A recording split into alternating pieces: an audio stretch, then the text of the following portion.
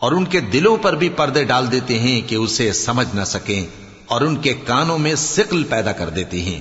اور جب تم قرآن میں اپنے پروردگار یکتا کا ذکر کرتے ہو تو وہ لوگ بدک جاتے ہیں اور پیٹ پھیر کر چل دیتے ہیں۔ یہ لوگ جب تمہاری طرف کان لگاتے ہیں تو جس نیت سے یہ سنتے ہیں ہم اسے خوب جانتے ہیں، اور جب یہ سرگوشیاں کرتے ہیں، یعنی جب ظالم کہتے ہیں کہ تم تو ایک ایسے شخص کی پیروی کرتے ہو جس پر جادو کیا گیا ہے، دیکھو انہوں نے کس کس طرح کی تمہارے بارے میں باتیں بنائی ہیں، سو یہ گمراہ ہو رہے ہیں اور رستہ نہیں پا سکتے۔ اور کہتے ہیں کہ جب ہم مر کر بوسیدہ ہڈیاں اور چور چور ہو جائیں گے تو کیا اثر نو پیدا ہو کر اٹھیں گے؟ کہہ دو کہ خواہ تم پتھر ہو جاؤ یا لوہا یا کوئی اور چیز جو تمہارے نزدیک پتھر اور لوہے سے بھی زیادہ سخت ہو، جھٹ کہیں گے کہ بھلا ہمیں دوبارہ کون جلائے گا؟ کہہ دو کہ وہی جس نے تم کو پہلی بار پیدا کیا، تو تعجب سے تمہارے آگے سر ہلائیں گے اور پوچھیں گے کہ ایسا کب ہوگا؟ کہہ دو امید ہے کہ جلد ہوگا۔ جس دن وہ تمہیں پکارے گا تو تم اس کی تعریف کے ساتھ جواب دو گے اور خیال کرو گے کہ تم دنیا میں بہت کم مدت رہے۔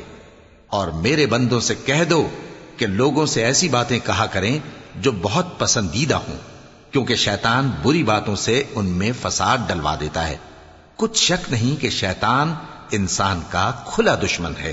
تمہارا پروردگار تم سے خوب واقف ہے، اگر چاہے تو تم پر رحم کرے یا اگر چاہے تو تمہیں عذاب دے۔ اور ہم نے تم کو ان پر داروغہ بنا کر نہیں بھیجا، اور جو لوگ آسمانوں اور زمین میں ہیں تمہارا پروردگار ان سے خوب واقف ہے۔ اور ہم نے بعض پیغمبروں کو بعض پر فضیلت بخشی اور داؤد کو زبور عنایت کی۔ کہو کہ مشرکو، جن لوگوں کی نسبت تمہیں معبود ہونے کا گمان ہے ان کو بلا دیکھو، وہ تم سے تکلیف کے دور کرنے یا اس کے بدل دینے کا کچھ بھی اختیار نہیں رکھتے۔ یہ لوگ جن کو اللہ کے سوا پکارتے ہیں وہ خود اپنے پروردگار کے ہاں ذریعہ تقرب تلاش کرتے رہتے ہیں کہ کون ان میں اللہ کا زیادہ مقرب ہوتا ہے، اور اس کی رحمت کے امیدوار رہتے ہیں اور اس کے عذاب سے خوف رکھتے ہیں۔ بے شک تمہارے پروردگار کا عذاب ڈرنے کی چیز ہے۔ اور کفر کرنے والوں کی کوئی بستی نہیں مگر قیامت کے دن سے پہلے ہم اسے ہلاک کر دیں گے یا اسے سخت عذاب دیں گے۔